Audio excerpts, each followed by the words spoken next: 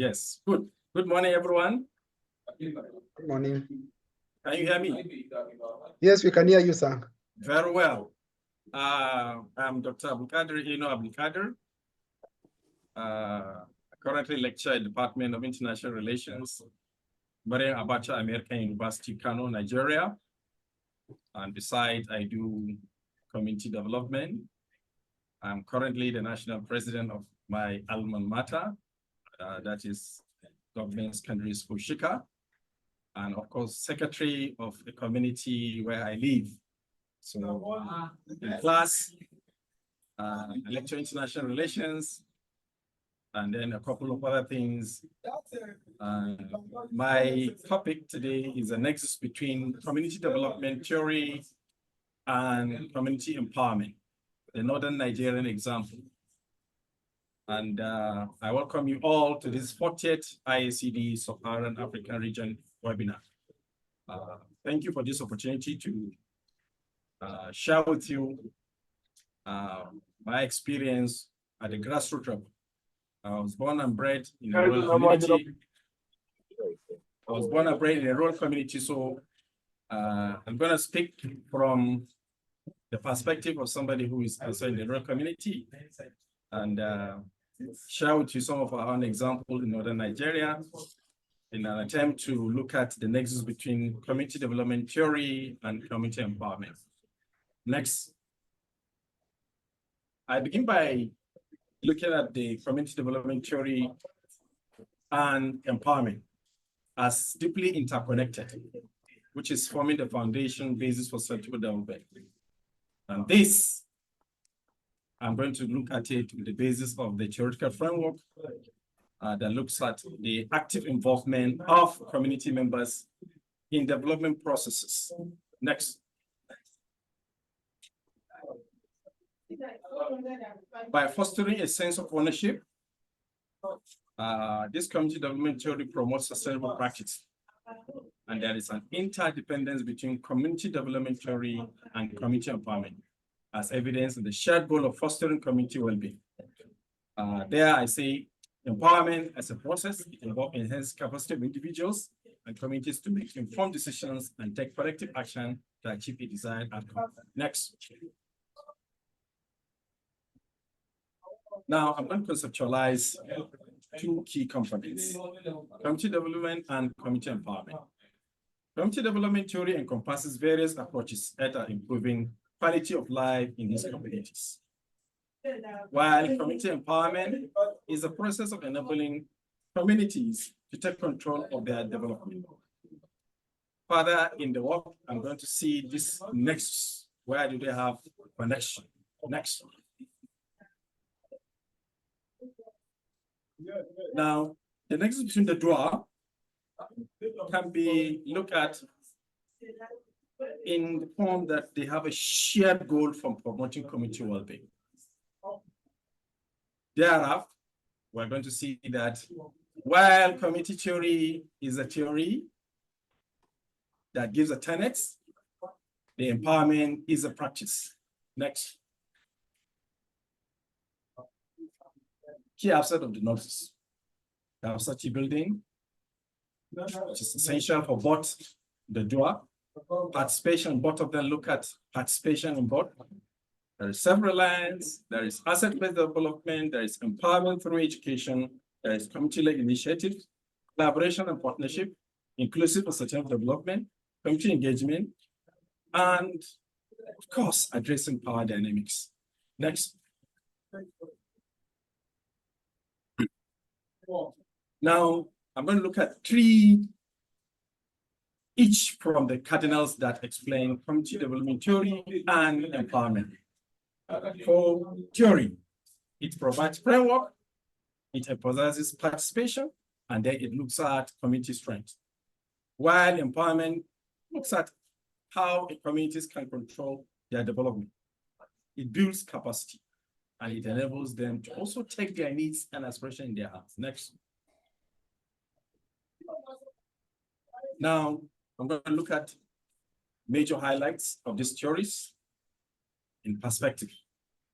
Community development or community organization theory focuses on processes of building, while participation focuses mostly on the importance of involvement. ABCD, which is asset-based community development, look at how the strength and assets of the community can be utilized. Sustainable livelihood, this is what I call holistic framework that looks at livelihood at the focus. Next.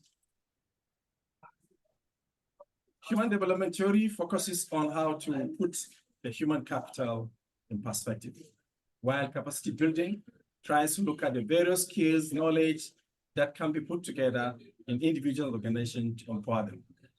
Critical theory and community development. This, I find it rather amazing too. It tries to look at how issues can be addressed at the community level by looking at the injustices, the imbalances, and the whatever, the gap to be breached. While theory of change, as the name implies, is a strategic framework that provides detailed roadmap that every stakeholder key in. Next. Now, I'm going to look at certain practices and principles in Africa, just to draw attention to how this is being practiced. For example, some of them in Africa, we have enhanced quality of living, community leadership and ownership, secure human rights, promote social justice, then, of course, bottom-up approach. Next. Community asset, which is more or less capital and resource mobilization, partnership and collaboration, sustainability, respect for indigenous worldview, resilience and empowerment. Next. Now, I'm going to go to specific application of this community development theory and empowerment, taking some examples. Our very own Julius Nyerere Sujama in Tanzania. It's a well-documented project. Then the community-based natural resource management, which is more or less environmental related. Then the CSDP Community and Social Development Project in Nigeria, which is located in Taraba, Northeast. Next. There is also the Living Goods Project in Uganda, 7. The Lana Treatment Kit Project, which is run by Save the Children. Then the Keto Impilo Project in South Africa. All these projects are examples. Next. Elsewhere, we have Amazonas Originalia, Venezuela, dialogue of Latin American knowledge around community tourism that cut around Costa Rica, Panama, Colombia, Mexico. There is also small grant project, SGP, which attracts about $50,000 directly to local communities. This one has enabled them to put together projects that can benefit them. Then African Union Agenda, this is futuristic, 2063. This one emphasizes on the importance of sustainable development, regional integration, community empowerment as essential component for achieving this long-term growth and prosperity. I think this is coming at the backdrop of the fact that we realize that most African countries need to take their destiny in their hands, and I think the AU has to key in by providing this agenda, which we look forward to seeing next. Now, community empowerment initiatives in Africa. 3 cardinals: capital building or capacity building, community initiative, and advocacy. This gives the pragmatic modalities that are required for putting all community development initiatives in Africa. For capacity building, tries to look at knowledge, skills, while community-led is to get the stakeholders involved, local ownership and participation. Then advocacy, how do you create awareness, and then emphasizing them with policy and then others. Next. Take some case studies to further buttress this community empowerment. There is a rural development projects, the well-documented CLTS project and its success story is something to reckon here. Then the ADF, this project focuses on agricultural production. Africa is agrarian, so this is also timely. Then in terms of health initiatives, There is the initiative in Ethiopia that looks at maternity waiting homes to enhance neonatal fertility. Another one is rollback malaria. So many countries in Africa with their malaria epidemics. This project has been in Nigeria. There is a specific agency that deals with that. It's a program that is still in progress. It has been recording successes. Next. Then in education realm, the comfort is something to reckon with. In Nigeria, there is a girl-child initiative in Kano and so many other places because of the differences in terms of enrollment. Then the village education project in Malawi that tries to see how students can come in. In Nigeria, we have also come in with another project, which we're going to see later on, that has to do to attract students to school, home feeding program, even though it's government-led, but the community are involved in the preparation and the take-up. Next. Now, Northern Nigeria. Nigeria is a very important country, West Africa, in Africa, and in global realm. Recent statistics gave us about 6th position, I think, and it has about 36 states. Northern Nigeria constitutes about 19 of the states. And development indices from World Bank and other agencies, including the own Nigerian Bureau for Statistics, has given us a very, dimension of the highest level of multidimensional poverty index. And I think this is why it interests all of us who are community developers and practitioners, including policymakers. The region in Nigeria calls for attention. However, there are 8 long community development practices, which I'm going to share with you. Good. Ladies and gentlemen, I'm going to use the local parlance just to portray how it is. Number one, there is Aikingaya. When we are growing up in a community, we have learned that it is possible to collectively work as a group to solve general and specific problems in the society. I grew up in a little community, Shika Zaria. So Aikingaya is actually a Hausa name referring to how group work can be done. Aiki is work, Gaya is grouping. You invite people to do the work. It takes like public works mostly. The head of the community will invite the youths and other people to supervise the process. Road construction, bridge making, there was flooding, maybe places the drainage are bad, all those things put together. The community will come together. Some will provide their energy, their strength. Others will also even cook food to provide for them. Then even those who are very good at entertainment, they provide drumming. This collectively, everybody putting his head on the table, they put together to solve their problem. When we juxtapose to community theory, development theory, and empowerment, you're going to see participation, you're going to see collaboration, you're going to see partnership here, where each member sees the problem as together, they can make it together to achieve a common goal for the community. This has been working in many communities in northern Nigeria. And of course, in other parts of Nigeria, this has also been put in perspective.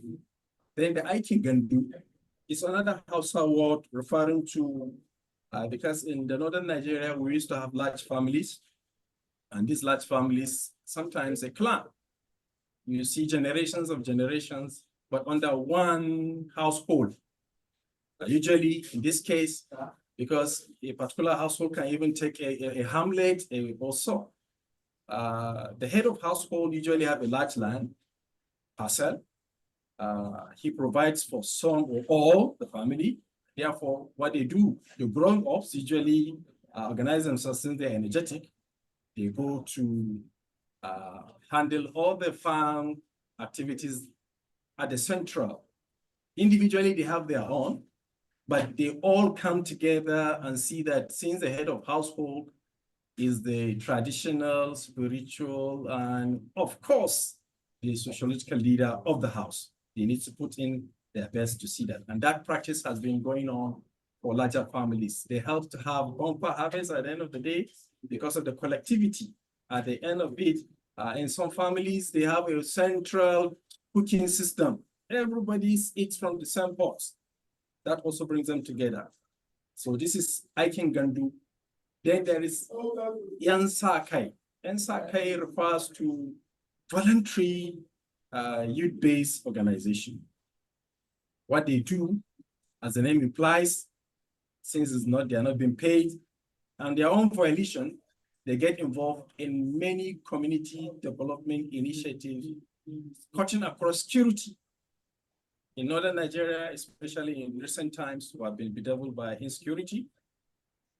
This has been galvanized to the level that in some places, the insurgents or the so-called bandits may find it difficult to even penetrate because of the determination. Everybody sees it as a collective thing. And therefore, they stand by it to protect their community and never to fall on the hands of these miscreants. Then sometimes they get involved in traffic controls where there are crowds, where there are town hall meetings and the rest. In religious activities, where they go to mosques or churches, they also come to play their role.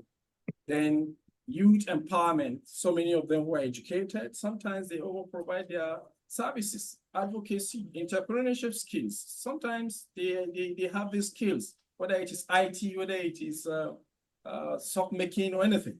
They organize themselves and then go to the town hall area or any area designated for entrepreneurship. They provide it, including teaching of their younger ones who may be writing the qualifying examination and every other thing that requires close tutoring.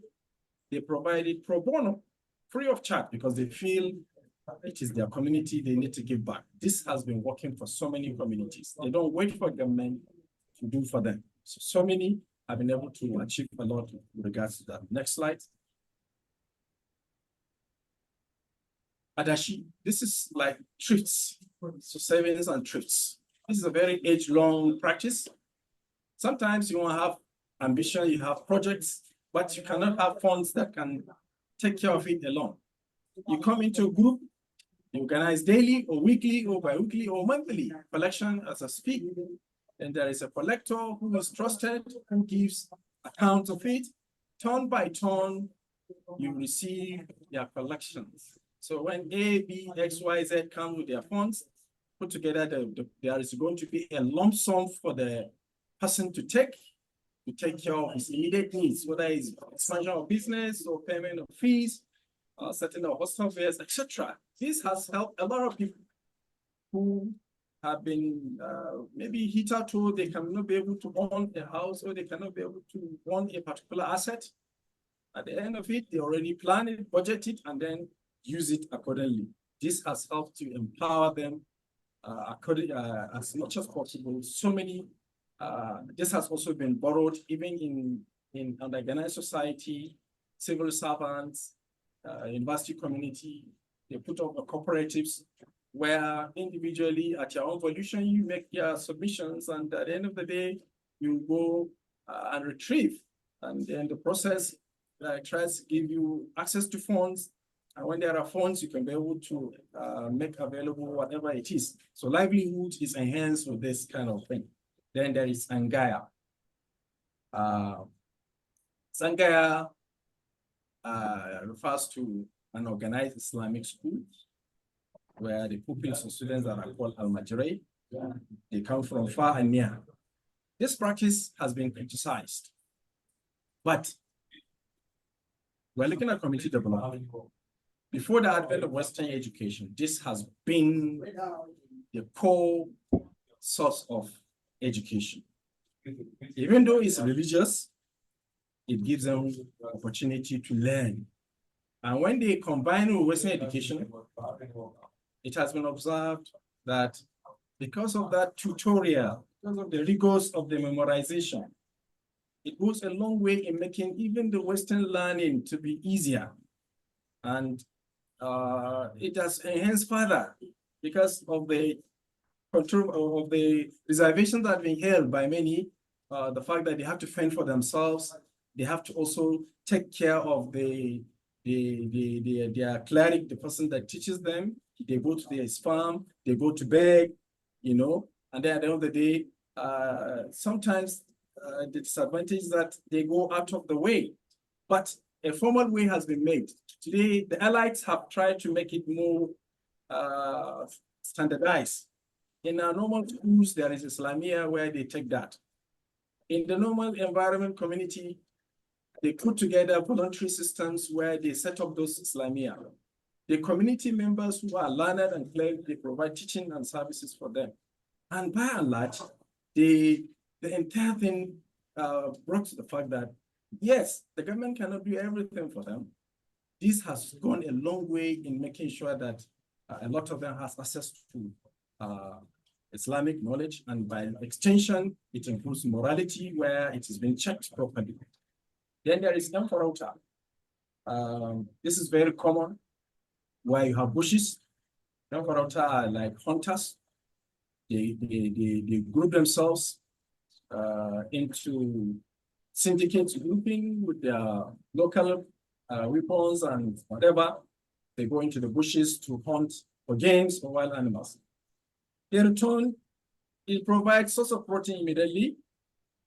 In many cases, when it is fully organized, it is a really source of what we call bush meat for a lot of delicacies around and source of income for them. As a group, they go, it provides them with safety since they are in grouping, and then they're able to also collectively put their energies together to see how they can achieve their targets. Next.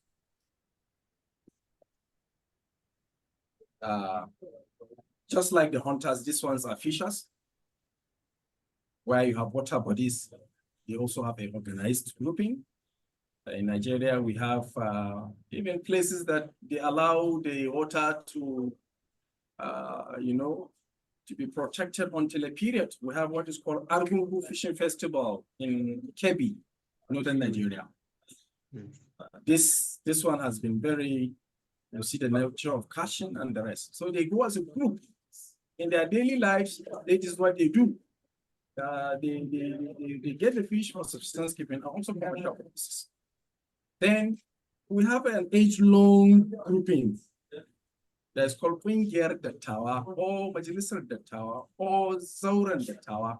That is a group of elders, leaders of thoughts, elite, clerics, all community elders who can speak and take decisions on behalf of everyone. Form a group. This is working for many communities around the world. I belong to some of them, and it has been working. So many issues that come before this community will be solved amicably. It reduces tendencies for litigation and costs in case in court. And then they don't wait for government to come in. In many cases, there is this idea of security, neighborhood security.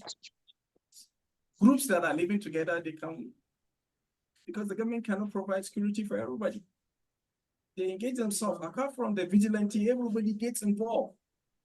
They give a routine roster where everybody comes out to watch.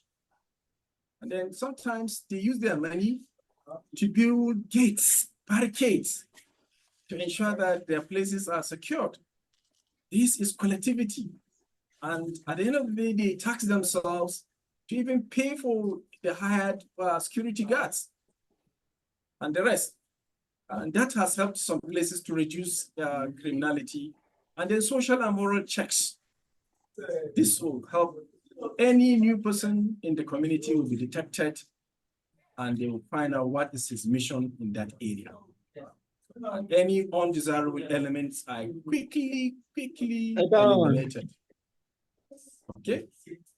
So we also have Gideonia. Gideonia is like a foundation, a community foundation. Spirited individuals, those who have money, come together to support those who are less privileged. they put up a fund. And this fund is channeled towards a lot of community issues: education, health, youth empowerment. In Kano, there is what we call Baby Foundation. It is a Kano-based foundation that has built a boarding school for girls. And that explains to you why girl child education has been given a good premium in northern Nigeria, contrary to earlier perception. So that school has been existent and is still existent. There are so many of these that are littered around. There is Aminu Kano Commercial College, which is also a voluntary community school that was built in the 70s and still helping to bridge the gap.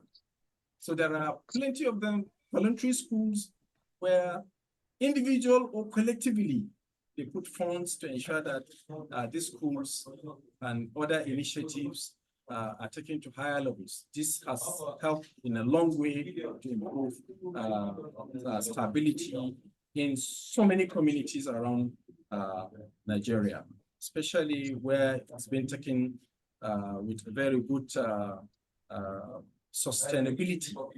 Most of the disadvantages sometimes when the financier is not available, some of these foundations hardly survive, but some have been, they have a timeless bound, and it has been helping to put it together. So here, put the theory and empowerment. You can see so many together here: collaboration, partnership, and then putting together whatever they have within their means to ensure that everybody enjoys what is available. Then the last one, not the least, there is Gidam Marayu or Gachiyu. This is a kind of initiative that takes care of the vulnerables, the orphans and the elderly. The orphans and the elderly in our community are not left out. The people with disability, they are left out. Just like the Gidaunia and every other collective community voluntary organizations, a lot has been put in place to ensure that leaving these vulnerables to society may not all go well. They felt you cannot just allow persons who are orphaned, maybe for no reason of theirs, like for us in northern Nigeria, where we have a lot of challenges relating to insecurity. A lot of children are orphaned, very sadly, and that has not been very easy to handle. The government alone cannot handle. So the community has to come in. In many places, some of them are living in some schools, primary schools, and the government cannot provide for everything. So in some places, this has been organized to a certain level that they are given special places where they live, and they provide for them, try to provide for what they can do. In Niger State, recently, though there was controversy over it, the Speaker of the House of Assembly was making an effort to marry out some of these girls who are orphaned, and you know, Niger State is among the hotbeds of this insurgency that we're facing in northern Nigeria. And so you have so many of such initiatives. Some have collaborations with government, some individuals, and then the elderly persons who have homes in Kano, for example, where you have special places where they are kept. And more or less, even though it's government facility, but a lot of times you see people during different occasions, whether it's non-GOs and the rest, they organize special visits to those places, and then they take special consignment and packages that will take care of their needs. And very rarely, when you see the faces of such persons, when such visits are made, it enlivens one. And then it tries to bring us to the fact that this gap can also be breached, because they are also individuals. They find themselves where they are, no other fault of theirs. So the community also take precedence in ensuring that they take care of the problems that are found within the community. So by and large, if we just oppose the theories and the empowerment initiatives that we have theorized, and put them into these initiatives at local levels, you realize that all the tenets that were identified are factored in here, whether it is partnership, whether it's using the asset-based, whether it is using the critical theory, whatever. You see them at play, some 2 or 3 that try to explain how community can take ownership. Remember, the theory only gives flesh or the framework that gives direction. The empowerment initiatives is the one that actually gives it the vehicle to deliver on the objectives for each of these theories. They are not just on paper, but if you want to put them in practice, the empowerment are the one that gives. Just to give more to it, in Nigeria, just to see the high level of this empowerment. This empowerment thing has been something that has become a household. We have a National Assembly, separate assemblies, to a level that they knew that at their own level of constituencies, the people are yearning for wherewithal, and they put it as part of what they do. They do constituency projects. And these constituency projects are taken to the level that sometimes they call it, even though it's political, they provide certain things that the community wants and then give them, and they target constituency empowerment.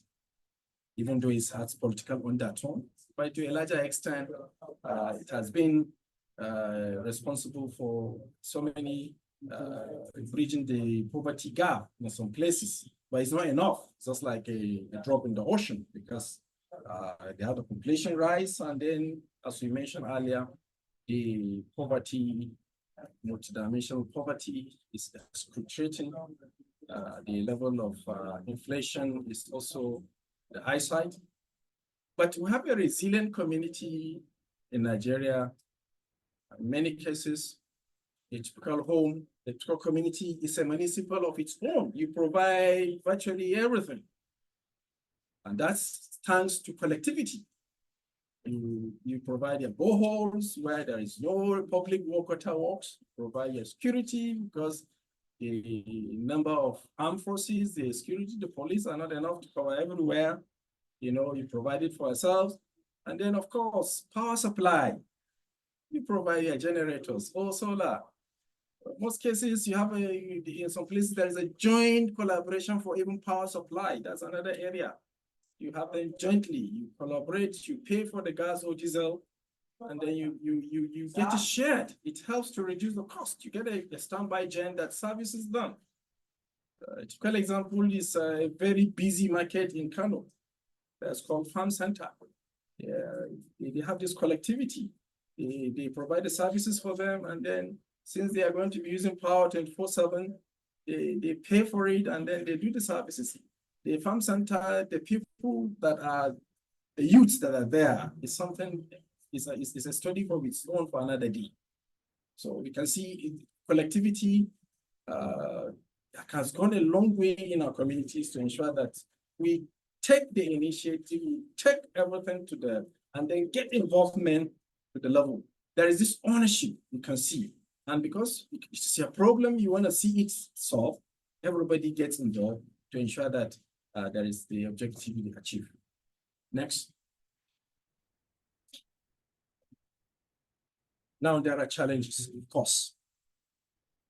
Resources are usually, even though most of them, they just live within their means, lack of resources are always a challenge to community development. The political instability, even though here and there are stable societies and communities and states in Africa, of lately there are also increasing concern about instabilities here and there. And to a larger extent, this, even if you have an initiative, if there is political instability, it distorts it. If you look at Sudan, you can agree with me.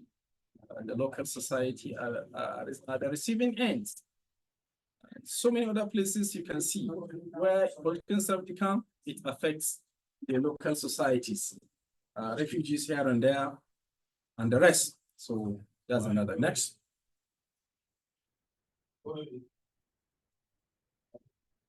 Cultural barriers. Of course, Africa has a lot of multicultural and then, of course, diversities. Sometimes, let me take example, Nigeria, we have this diversity issue. And sometimes when you have to have national approach issues, diversity tends to create distraction. We do not have a clear-cut national cohesion, even though there are attempts by the federal government to see how that can be nipped in the bud. But some of these initiatives have helped to reduce this dichotomy. There are systemic issues, legal concerns, which are the framework that will make some initiatives to work. Sometimes when there are lacuna or issues that interference here and there, it tends to affect these initiatives, especially those initiatives that come from outside. There are also concern about reservations, especially when it comes to international NGOs. Recently, we have had reservations being aired out as to the effort being made in the Borno region where Boko Haram have been ravaging. So those reservations and concern, they have some legal issues. And then even if there are clear objectives, which are very, very germane, sometimes the implementation will have these issues, both at the government level and at the community level. Next.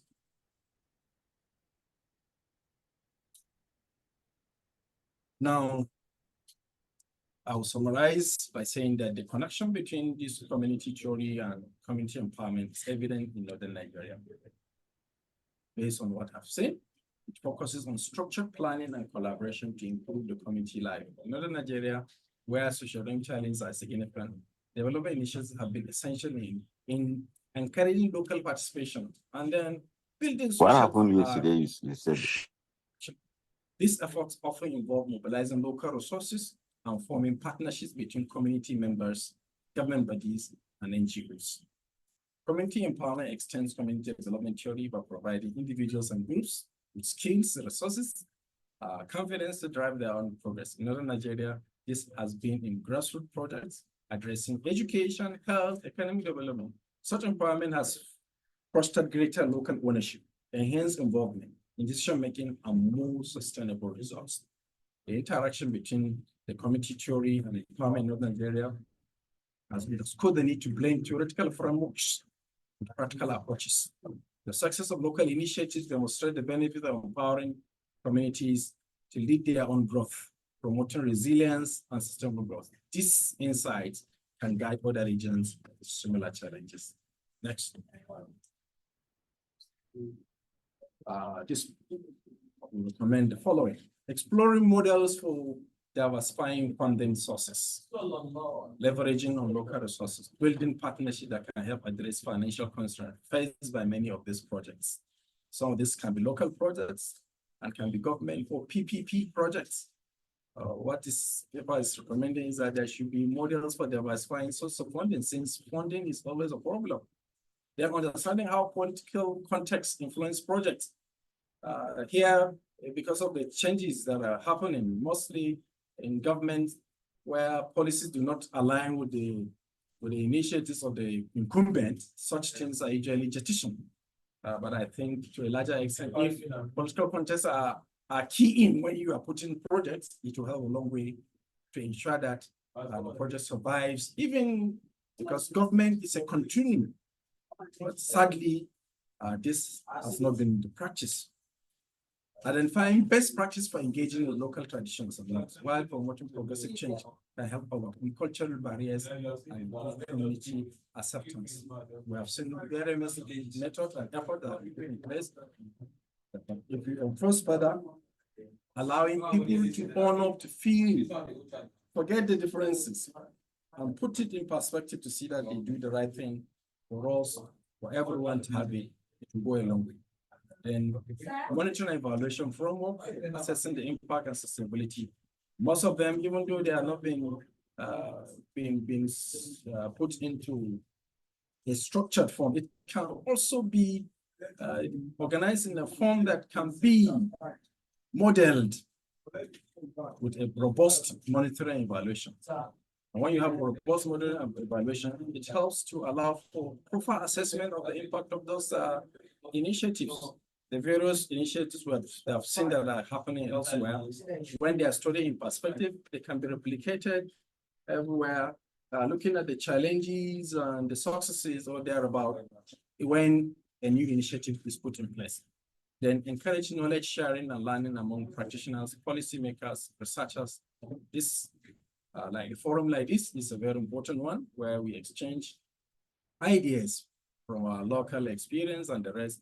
It will help us to identify areas that will go a long way in putting community development, practice, and application to the levels that everyone will feel the impact, because at the end of the day, the grassroots are supposed to enjoy community development.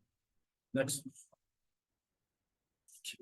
So by and large, ladies and gentlemen, the nexus between community development theory and empowerment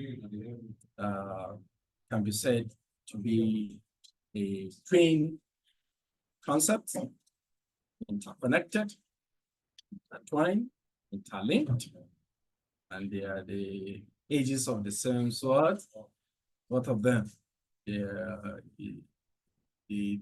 theory gives framework, while the empowerment puts the practice so that the impact can be felt for the generality of the community that deserves to be protected, to be cared for, by taking ownership, by collaboration, by partnership, and then looking at the various initiatives on local level. If they are promoted, they can go a long way in keeping the society safe, to improve livelihood. I repeat, government cannot cater for everybody, especially in a country that has higher population. This population keep growing. And the community must get involved, take ownership, be at the driving seats to all developmental strides. Even if government comes with their development initiatives, when they find an organized society, it is easier for those projects to strive. We've seen so many examples where this has helped to improve government NGO participation in community development. Thank you for listening.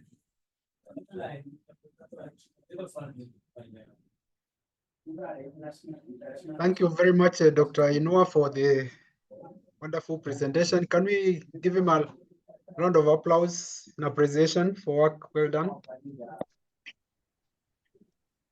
Thank you. Thank you. Thank you.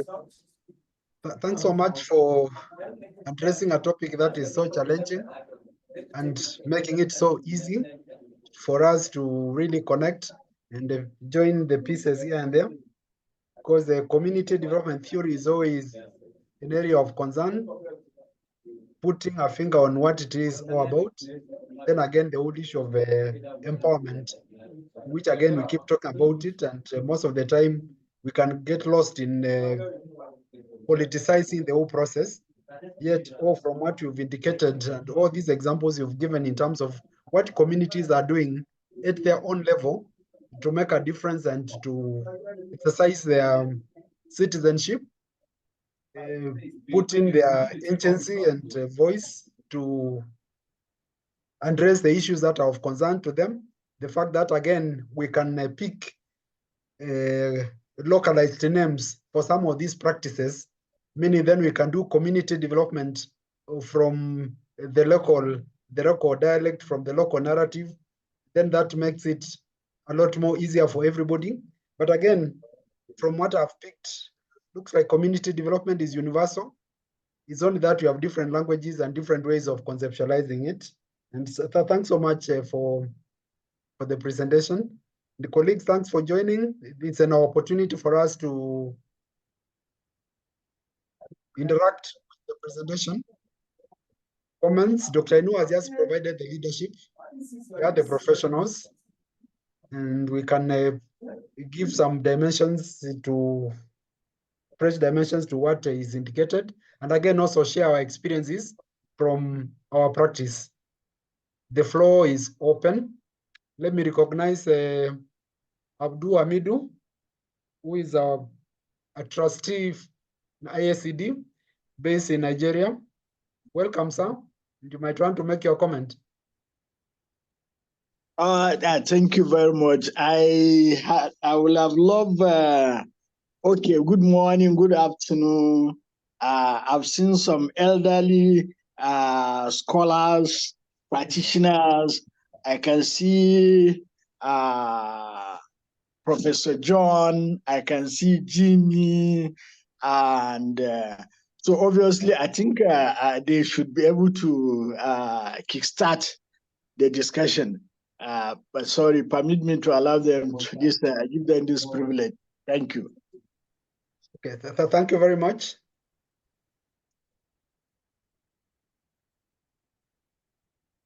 Yeah, let me recognize Dewitt. You had indicated that you are likely to have some commitment around this time. So if you can make some comment. Thank you, Daniel. Good morning, all colleagues. Yes, it's a very, very good presentation that gives a very good overview of what happens in communities. I detect that all these organizations surely serve communities within communities. And that's very interesting, and it gives a different perspective on what community development really is. And so that sets my mind going. I think we have to really think what we are doing and where we are going with it. What I have seen and heard today is amazing that communities do everything with little intervention. So I'm sorry, I have to leave very soon, but I'd like to hear some comments on that. Thank you very much, Daniel. Thanks, Prof. The floor is open.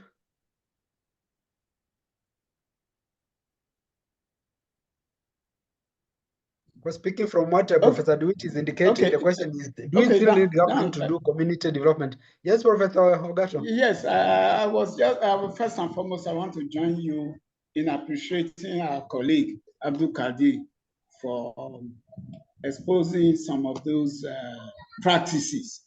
And like you rightly said in your post, community development is as old as humanity. And of course, the emphasis is laid at the end that government cannot do it. It's worrisome for me. I will agree that, but what is just in the same vein, the flip side of it is that communities can also, by themselves, do community development all alone. So what, in the examples he gave, the various local arrangements, is there government input into it? That's what I want him to refer. Because it's like a coin. We have the flip side, we have the head, we have the tail. So what I think is more of partnership between government. But what we have, what I think with my experience is that governments leave some of these things alone. So I like us to, in fact, establish the nexus between government input as well as community itself. Because the whole essence of community empowerment is actually a process within the community development process. It's a stage within the process. Because at the end, with all the support, with all the inputs and all that, at the end, it is for the community to own The emphasis in community empowerment is to own it, not the emphasis on going to give out handouts to communities, provide sewing machines, provide this and all that, like it's like most of our politicians do here, which they refer to as community empowerment. I think that's a misnomer. So my question really is, there should be a framework. There should be a clearly defined institutional arrangement for government and communities, organized community development organizations, to come together and support one another. I'm just thinking. Thank you. Thank you, Professor Gato. And you raise a very serious question where now the government and the communities need to come and agree on what needs to be done and who then takes charge of what. Thank you. We will get to hear. That's interesting. Meaning, from actually what even Dr. Inuwa indicated, the government can actually be outside the periphery of community development, because from all those examples, the government was featuring very minimally, and communities were able to do a lot of stuff for themselves. Okay, let's go to Tony in Aotearoa. Thank you, Daniel. Abdulkadir, thank you very much. That was very interesting. So my question just refers to a comment you made that piqued my interest, and that was respecting Indigenous worldviews. And I quickly looked up Nigeria in Dr. Google, and I see there are many people or many different groups who identify as Indigenous in Nigeria, and no doubt so beyond the current borders. And I'm just wondering, do you have an example where Indigenous worldviews can be shown to have been respected in the community development work? I'm just sort of interested because we've got a talk coming up from someone who describes herself in the States as, hold on, I can do this, Afro-diasporic. And she's talking about a Native American worldviews of place and time and the such like in a philosophy seminar. So it could be quite interesting. Thank you. Yeah, thank you, Tony. Let's take Maxwell, and then Dr. Inuwa can respond. Yeah, we can hear you, Abdul. Since Maxwell is not forthcoming, is Maxwell here around at all? Yeah, he's around. So just go, and then we'll still give him time since we still have some bit of time. Yeah, okay. I just want to toe the line of also the last speaker, our senior colleague. The presentation is commendable, and one that is supposed to be considered as a keynote address. You know, a keynote address is usually an address that encapsulates so many things, not in real detail, but just peripheral. So it will be good that this keynote address by Inuwa can be kind of made available to most of our schools that are offering community development, so that they can have a kind of both theoretical and practical aspect of community development. Then from there, the practitioners and the academicians can pick if any one of those aspects. For example, you can pick the role of the hunters in community empowerment, because the hunters come out in our communities. They come out after the rainy season, after the harvest. So after the harvest, they go to the bush and then get some animals, and now they bring to the market and the rest of them. And that's a form of empowerment. Now it serves also a form of a kind of recreation and a kind of display of prowess by the youths and the various hunters. And those are the same people that are used in defending the community. So what I'm saying is that if you take this as a case study and make a detailed study, it will be, each of those themes can be taken as a detailed study, and then it will now go a long way in enhancing and bringing out that aspect of community development, and then also showing that what is the challenges and how do government come in, how do non-governmental organizations come in, how do international organizations also can come in to also make the what is called like a voluntary aspect being more institutionalized. And on the other side also, he can go ahead and improve this paper by adding more data or information into it. Maybe in addition also, today we are into more of qualitative and quantitative research, so that marriage of the two, so that he can also show us maybe pictures of those profession and the rest of them. There's those that are involved in the dyeing of clothes, and now with the economic situation being hard, people are recycling their old clothes so that they re-dye it and they make it as if it is new. So, and then if you take care of those very two important aspects, I think it will also go a long way in adding value. It has already added value, but more value to the practice of community development and theory of community development. Thank you very much. I'll yield the mic. Okay, thank you. Thank you, Abdul, for those observations.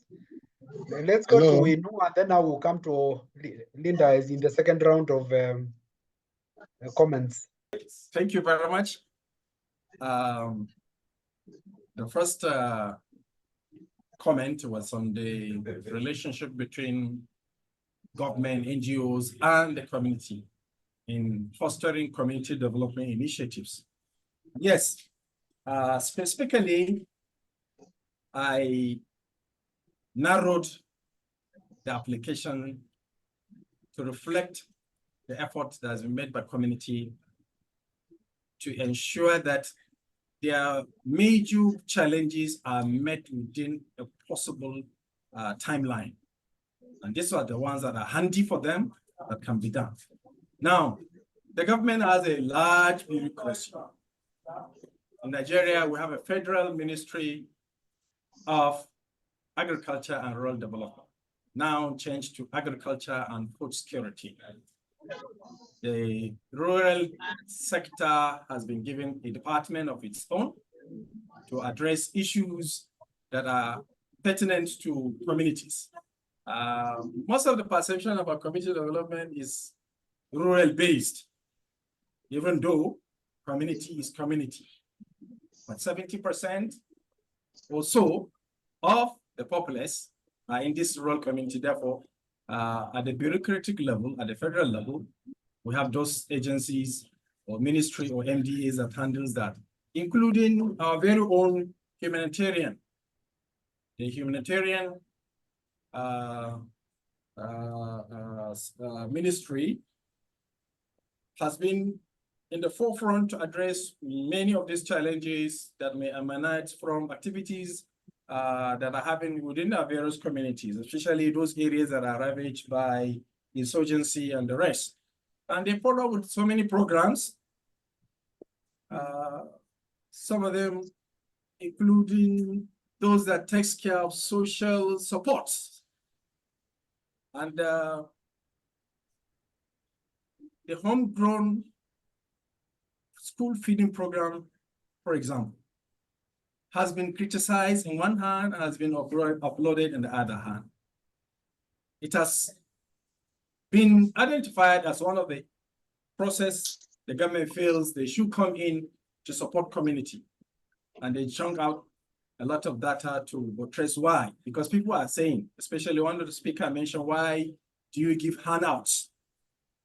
Those who are proponents for this have identified that the school feeding program under the Humanitarian Ministry has gone a long way in increasing enrollment of pupils. We learned that some pupils go to school because they know there will be a clear lunch, and that has increased the number of enrollment. We have seen statistics of out-of-school children differently put between 18 to 20 million. Some statistics say 14 million, you know. So, and to buttress their point, one of the criticism against that was that it has been used only to serve political ends. Politicians are used, give contracts to make the feeding, and the rest. We also have the anchor borrowers, which tries to empower rice and other cultivable crops. And the amount of money that has been put together for that program and the output that comes of it leaves much to be desired. So by and large, the government has a bureaucracy, has MDAs, have structures, have initiatives, have programs that addresses one community problem or another. One of the major challenges that we're facing, like most African countries or third world countries, is that you have policies that are beautiful and very well, but there is problems of implementation. One of the drawbacks for implementation largely is corruption. That is another topic for another day. Because corruption is a cankerworm that has been bedeviling a lot of governments around the world. So it's something that I know is affecting. So I decided to narrow to community initiatives that looked at their specific problems and how they can go a long way in getting those problems solved.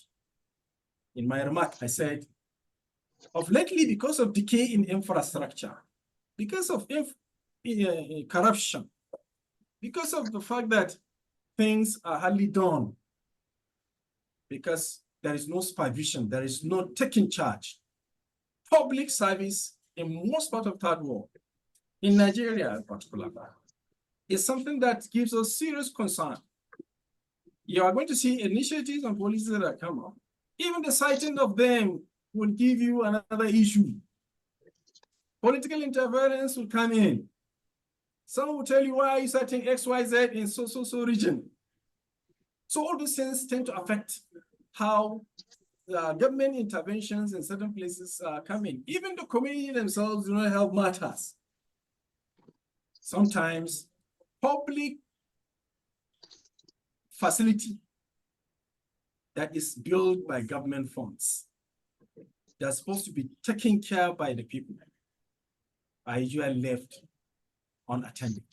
The people themselves, unfortunately, tend to find themselves involved in making even those facilities, rendered more or less useless. You have cases where political tension will result to anger, and then the people will visit these public facilities. Sometimes even, making them, including burning them. So these areas keeps you concerned. There are scarce resources, the facilities are not available, even those are available because of the nature of the orientation and how we view public things. It tends to give you a very core concern. And the politicians are catching on this to escape, because we are not taking ownership. We see public issues, public items, public infrastructure as nobody's. And therefore, maintenance culture become a problem. Sometimes we render them useless. And then we allow budgeting to be done year in, year out for these provisions. And at the end of the day, when you go for fact finding, you discover that those facilities are not in place. So it's important that community development is multi-sectoral, intergovernmental, but what we're having here is that many of these initiatives are either not conclusive or either truncated or highly implemented. So, but there is a way forward for that, and that is to look at accountability and then holding every activity that government does as far as community is concerned. We have NGOs that are concerned with tracking projects, and they're doing very well, exposing certain irregularities that have been in the landscape. So if that will continue a long way, putting them in perspective, you're going to see a situation whereby people will take, the bottom line is that the people who are meant to be served need to take initiative and then key into the various components that are in the various programs and policies that are put in place for their purposes.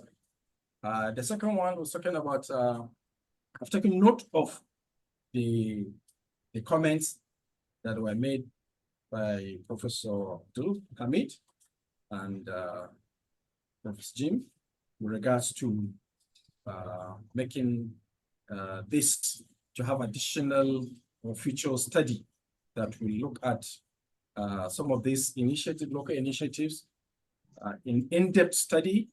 I agree with you. Some of them are researchable topics, teams that can go a long way in ensuring that some of them, if they go further with a detailed study, they are going to have their facts and figures and statistics for empirical application, so that that can also be broadened, so that the practitioners and policymakers can have access to documents that can be referred to, that can be used. And most importantly, today we are studying models that have been used elsewhere several years, and we're still celebrating them.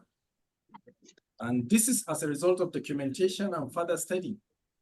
And this will go a long way in ensuring that such local initiatives can give some global perspectives. Like Dr. Musa said, community development and empowerment is a universal language. It's universal, even the practice is universal. Some of those names I mentioned, if we look at everybody, they will tell you they have a version of it in a different way. So by and large, that is what it is. And I think, thank you for adding your inputs to this very important topic. Thank you. Thank you, Dr. Inuwa, for the comment. And of course, there's a lot more that can be done. And what you've done is just open us to another dimension, which again can open up to a lot more presentations and a lot more documentation. But thanks for providing the lead. The material will be shared to all those who registered for this webinar. And so let's go to Linda and Kingsley. Good day all, good day all. I'm Kingsley. Are you there, sir? Okay, Kingsley, yes, let's make it yes, brief. I'm on. I have the floor. Yeah. I really want to appreciate the presenter for a wonderful job that has been done to paint the picture the way they are. I joined midway, but I am able to grasp the very approaches communities have been using to tackle their problem as he painted them. They are very wonderful. It has been working, but there is something I want him to add to all that. And what is it? It is the magnitude of challenge. The magnitude of challenge most communities, especially communities rich in mineral resources, are facing. You see, all those traditional methods can no longer be sustainable to withstand the level of threat these communities are facing. And we know security, everything boils down to security. You see, whatever thing we are discussing here about community development, without achieving the area of security, it cannot work. So I want that paper to capture the level of challenge. Government need to come in at this level to cut matters short. I see a level of conspiracy against communities rich in mineral resources. you will see insurgents will come in, wipe away the community or a kind of the farmer community and take over just because of what is in their soil. And at that level, the traditional method of self-protection can no longer hold. It is not sustainable. So what happens? It boils down to government to take their rightful place to protect these communities. That is what most communities at the north are suffering. You see warlords have carved out niche for themselves and they are having a field day. And it is threatening all aspects of our lives. You know, the kidnapping, the area that will not be affected by such, you see kidnapping and all manner of social vices will take over. So these things need to be checked. So please, if this paper can find a way to capture, and again, what are the international dimensions of the level of insecurity in these mineral-rich communities? Because there is conspiracy here. You see, the contractors will come in. They will do all manner of things to destabilize the community. Even some NGOs are suspect. They are suspect. They're only there to gather data that will help them to still perpetuate these vices.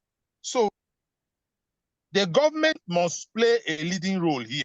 Otherwise, I don't know where we are going. So this paper should find a way to paint the picture the way it is, because it is what we read that we utilize, and that's what will help us. So we cannot shy away from the reality that there is external forces that are really after our communities because of the mineral resources.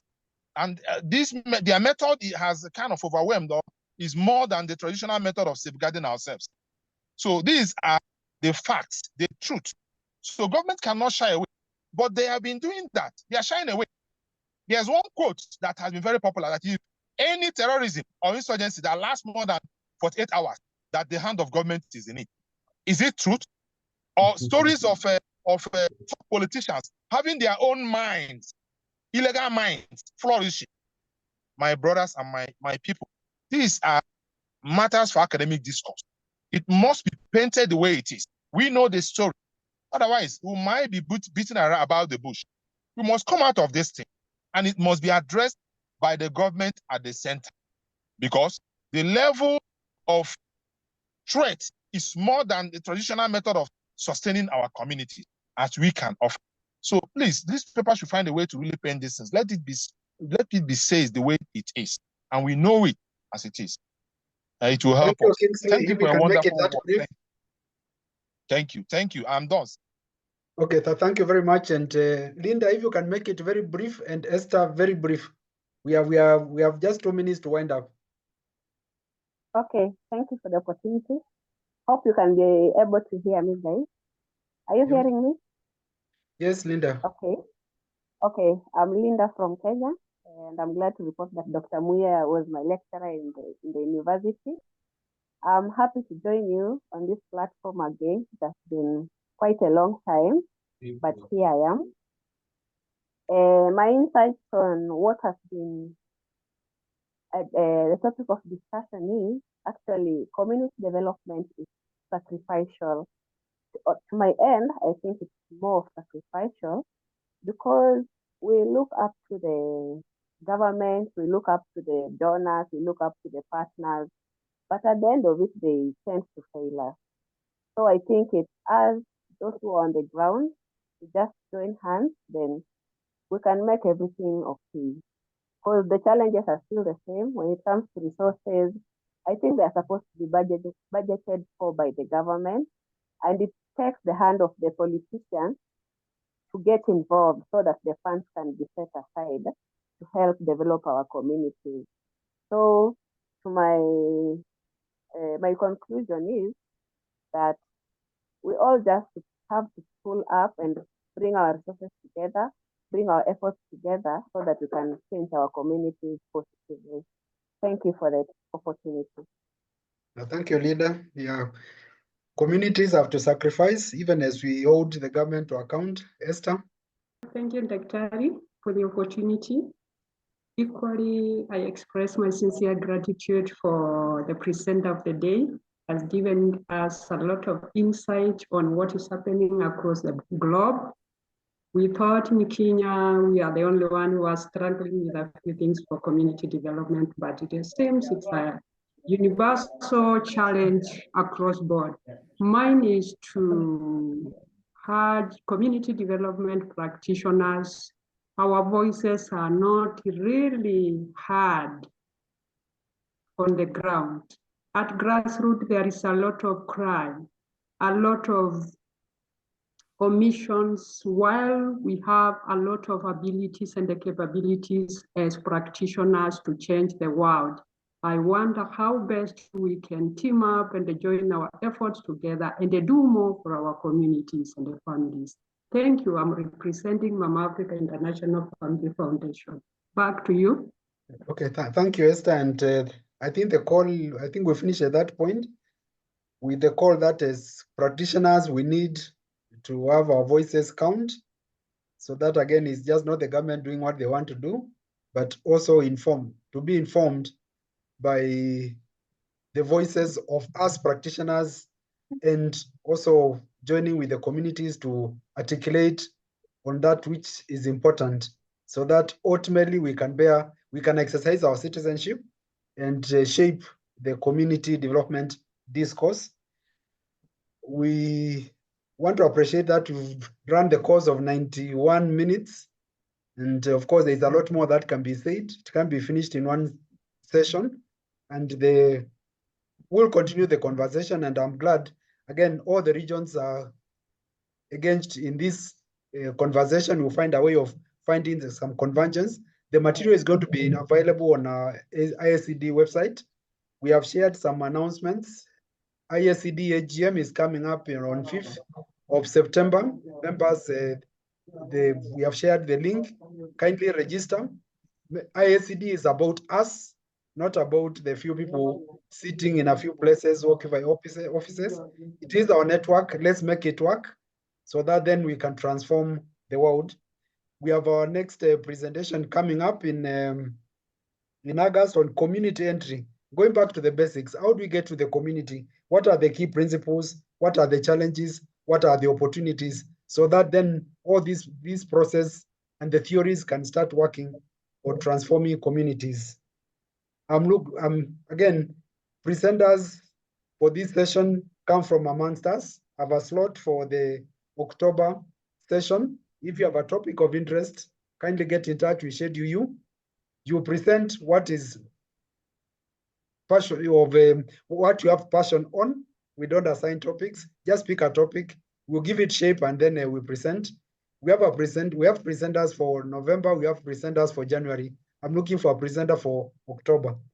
So if we can leave it at that, thank you very much. And Jessica, thank you for hosting us from Glasgow. Sorry we had to wake you up so early to get us organized. All the best to everybody, and see you in the next edition.